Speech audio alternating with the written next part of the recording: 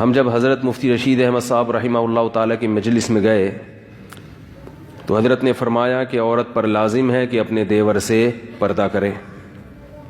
ہم نے کہا یہ کیا بھائی، جوائنٹ فیملی میں بھابھی دیور سے کیا کرے گی؟ پردہ. اف، اچھی بھلی ہنسی خوشی زندگی اس میں ہے، پردہ مت کرو، آرام سے سب مزے سے زندگی گزار رہے ہیں گزارو. لڑکیاں اپنے کزن سے کیا کریں گی؟ پردہ کریں گی. شوہر اپنی بیوی کو اپنے دوستوں سے پردہ کرائے گا.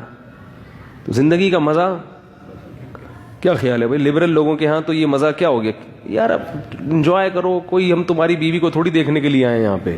لوگ کہتے ہیں نا کیوں چھپا رہے بھائی اپنی بیوی کو ہم سے.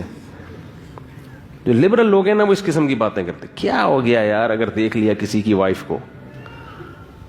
دل صاف ہونا چاہیے ہے بھائی، دل کیا ہونا چاہیے؟ صاف.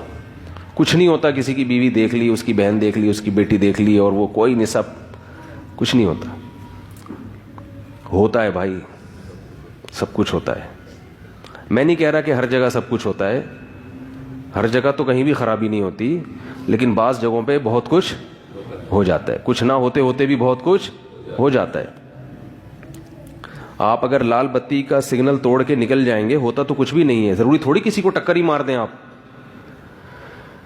بھائی ریڈ سگنل ہے تو آپ اگر سگنل توڑ کے نکل جاؤ تو کیا ہوگا؟ کچھ ہوگا؟ بہت لوگ سگنل توڑتے ہیں کچھ بھی نہیں ہوتا، لیکن حکومت نے پھر بھی سگنل توڑنے پر پابندی، اس لیے کہ ہوتا بھی ہے بعض دفعہ، اور ہوتا ہے تو پھر اگلے کی ٹانگیں ٹوٹتی ہیں، ایکسیڈنٹ ہوتے ہیں. کیا خیال ہے بھائی؟ تو اللہ بھی جانتے ہیں ہم سے زیادہ کہ ہر جگہ پردہ نہ کرنے سے نقصان نہیں ہوتا. بہت سے گھروں میں پردہ نہیں ہوتا پھر بھی کوئی نقصان نہیں ہے، کوئی زنا نہیں ہو رہا، کوئی آنکھ مٹکے نہیں ہو رہے، لیکن جہاں نقصان ہے وہاں نقصان ہے کیوں؟ پردہ نہ ہونے کی وجہ سے. لبرل لوگوں کو دنیا کے معاملے میں تو یہ اصول سمجھ میں آتا ہے، آخرت کے معاملے میں گھننے بن جاتے ہیں. گھننے کا مطلب پھر ہر دفعہ لغت میں بتانا پڑتا ہے. اردو میں گھننا اسے کہتے ہیں کہ اندر سے بہت ہوشیار ہو، ٹھیک ہے، اوپر سے باتیں ایسی کرتا ہو جیسے اس بیچارے کو کچھ پتا ہی نہیں ہے. کہتے ہیں نا بیوقوف بن کے پیڑے کھانے والا، یعنی گھننا بن کے کیا کرتا ہے؟ پیڑے کھاتا ہے. کام وام نہیں کرتا، مجھ سے ہوتا نہیں ہے، لیکن پیڑے کھانے کے لیے آ جاتا ہے. سیٹ بیلٹ باندھنے کا آرڈر ہے نا، گاڑی جب ڈرائیو کریں تو کیا کریں؟ Seat belt. بہت سخت، یہ تو پاکستان میں اتنی سختی نہیں ہے، دنیا میں کہیں بھی جائیں سیٹ بیلٹ کے بغیر فوراً چالان ہوتا ہے. آپ کو بھی سیٹ بیلٹ باندھنی ہے اور ساتھ والے کو بھی. کیوں؟ کیا سیٹ بیلٹ نہیں باندھیں گے تو ٹانگیں ٹوٹ جائیں گی آپ کی؟ بھائی لوگ کہتے ہیں نا بھابھی اگر دیور سے پردہ نہیں کرتی تو کیا ہو جائے گا؟ اس کے معاذ اللہ اس کے ساتھ بھاگ جائے گی کیا ہے بھائی؟ سالی اگر بہنوئی سے پردہ نہیں کرے گی تو کیا بھاگ جائے گی اس کے ساتھ؟ کیا ہو جائے گا؟ ہم تو 20 سال سے ہمارے یہاں پردہ نہیں ہے، اللہ کا شکر ہے مولوی صاحب، ہمارے یہاں تو کبھی کچھ نہیں ہوا. یہ تو اب مولویوں نے نئے نئے قصے سنا دیے ہیں. لوگ اس طرح کی باتیں کرتے ہیں. تو بھائی سیٹ بیلٹ اگر نہیں باندھیں گے تو کیا ٹانگیں ٹوٹ جائیں گی؟ پاکستان میں تو کوئی بھی سیٹ بیلٹ نہیں باندھتا، تو کیا سارے ٹنڈے لنجے پھر رہے ہیں یہاں پہ ہیں بھائی؟ سب کے ماشاءاللہ اکثر کے پرزے سلامت ہیں، سارے پرزے کیا ہیں؟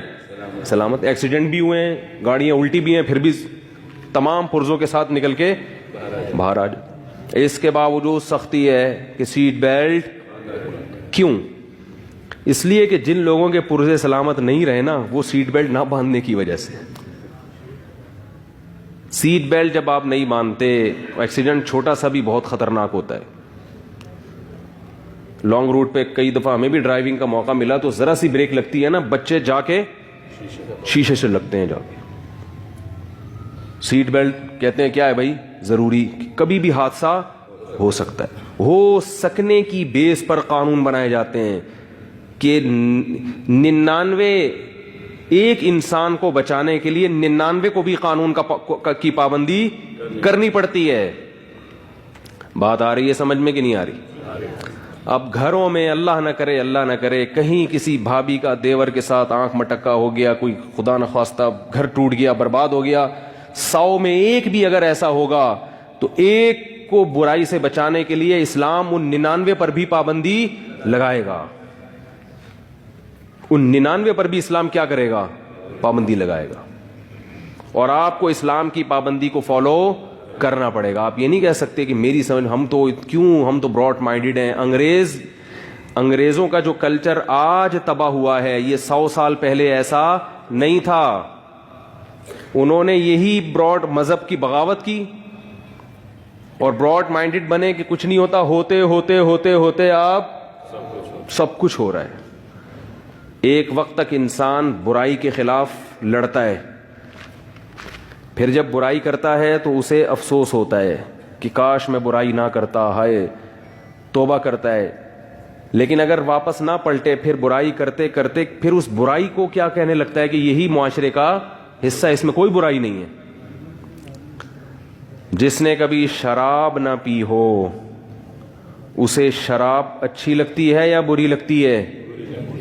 شرابی کے منہ سے بدبو, وہ اپنی اولاد کو بھی بچائے گا, لیکن جو پی رہے ہیں ان کو بری نہیں لگتی, وہ چھوڑ نہیں سکتے.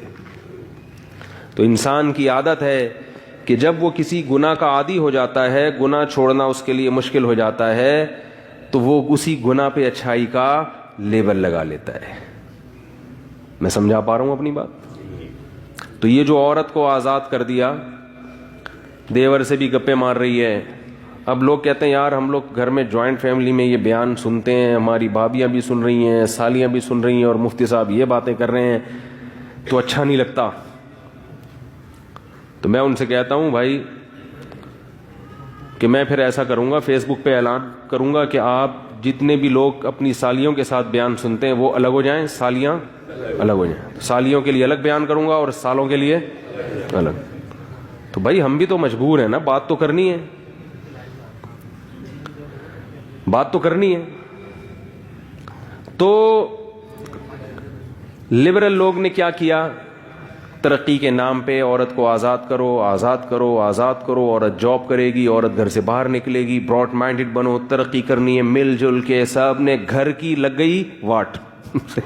گھر کیا ہو گیا؟ واٹ لگ. دیکھ لیں ماڈرن لوگوں کے یہاں, صبح میاں بھی گھر سے باہر, بیگم صاحبہ بھی گھر سے باہر, رات کو دونوں کی ملاقات ہو رہی ہے. تو اس کے لیے گھر کی کیا ضرورت تھی؟ ہوٹل کرائے پہ لے لیتے. بھائی کیا بھائی ہوٹل لے لیتے کرائے پہ, کیا خیال ہے بھائی؟ اس کے لیے گھر بنانے کی, بچے ہوئے تو وہ بھی کہیں جمع کرا دیے کسی سینٹر میں, تو وہ بھی ہفتے ہفتے بعد گھر آ رہے ہیں. گھر تو بھائی انسان کی نیچر ہے, فطرت ہے. اللہ کے بندو, سائنس کتنی ہی ترقی کر جائے انسان کی نیچر اور فطرت کو تبدیل نہیں کر سکتی. بار بار ایک بات میں کہتا ہوں, جاپان کے سائنسدانوں نے کتنی ترقی کی ہے مگر پیٹ بھرنے کے لیے روٹی ہی کھاتے ہیں, کوئی الیکٹرانک مشین ایجاد بولو نا نہیں کی. ایسا نہیں کیونکہ ہم جاپان کے سائنٹسٹ ہیں تو ہم گندم نہیں کھائیں گے, ہم لیڈ لے لیں گے کہیں سے. اب اتنی ترقی کر لی, 10,000 سال پہلے بھی روٹی کھاتے تھے, چاول کھاتے تھے, جو کھاتے تھے. زیادہ زیادہ اس کو پیکنگ میں لے آئے نا, یہی کیا نا زیادہ زیادہ. بھائی وہ اس کو ذرا خوبصورت پیکنگ, اندر سے تو گندم ہی نکلے گی نا. کیا خیال ہے؟ جتنی مرضی پیکنگ ہو, اندر سے کیا نکلے گی؟ گندم, چاول, خربوزے, مالٹے, آم, کیلے, ناشپاتی, جو 10,000 سال پہلے بھی یہی تھا.